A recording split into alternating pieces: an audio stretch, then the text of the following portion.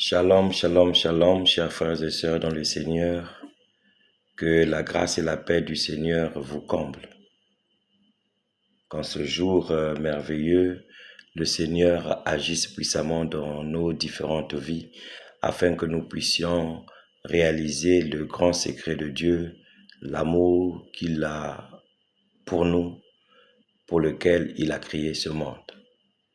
Nous traitons du thème de l'orgueil par rapport à nos textes en disant tout simplement que comme nous, les hommes, dans notre relation familiale avec nos pères, l'homme, dans sa relation à Dieu, a toujours tendance à se mettre en une attaque par rapport à la réalité.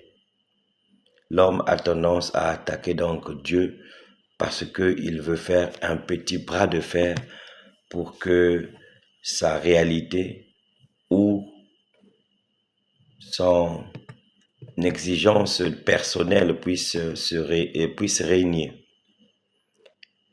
Dans la première lecture, nous pouvons lire « Allons, bâtissons-nous une ville avec une tour dans le sommet, soit dans les cieux. Faisons-nous un nom pour ne pas être disséminés sur toute la terre, toute la surface de la terre. » L'homme alors se met en compétition avec Dieu par orgueil.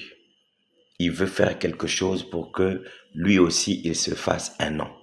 Dieu est Dieu et toi tu veux que les gens te reconnaissent pour quelque chose. Donc toi tu veux créer. Et voilà comment on tombe dans la tour de Babel. L'intention c'est de construire une tour qui aura son sommet dans les cieux. C'est-à-dire que si on veut visiter le Seigneur, on peut se balader sur cette tour et aller jusqu'à voir le Seigneur. Quelle idée machiavélique! Quelle idée qui puisse prouver l'orgueil de l'homme face à Dieu, parce que Dieu a créé, nous aussi nous voulons réaliser quelque chose qui soit à notre image pour prouver quelque chose à ce Dieu qui a fait pour nous. Le Seigneur a déjoué les plans des nations, anéanti les projets des peuples. Le plan du Seigneur demeure pour toujours, les projets de son cœur subsistent d'âge en âge. C'est ce que nous dit le psaume. Le Seigneur déjoue tout ce qui n'a pas sens, tout ce qui ne devrait pas avoir lieu. Par notre orgueil, le Seigneur n'est pas d'accord avec et il déjoue tous les plans. On peut le constater encore. Prenons donc l'Évangile et nous allons lire « Celui qui a honte de moi et de mes paroles dans cette génération adultère et pécheresse, le Fils de l'homme, lui aussi, aura honte de lui quand il viendra dans sa gloire, dans la gloire de son Père avec les saints anges. » Par notre orgueil, nous avons honte même de dire « Le Seigneur a fait pour moi ». Quelquefois, nous nous moquons de ceux qui disent « Je vais bien par la grâce de Dieu ». Oui, ça ressemble à un slogan, mais c'est une réalité. Au moins, nous reconnaissons la force de Dieu, nous reconnaissons la main de Dieu dans notre vie par le fait que si nous vivons, c'est Dieu. Comme le dit Paul, ce n'est plus moi qui vis, c'est le Christ qui vit en moi.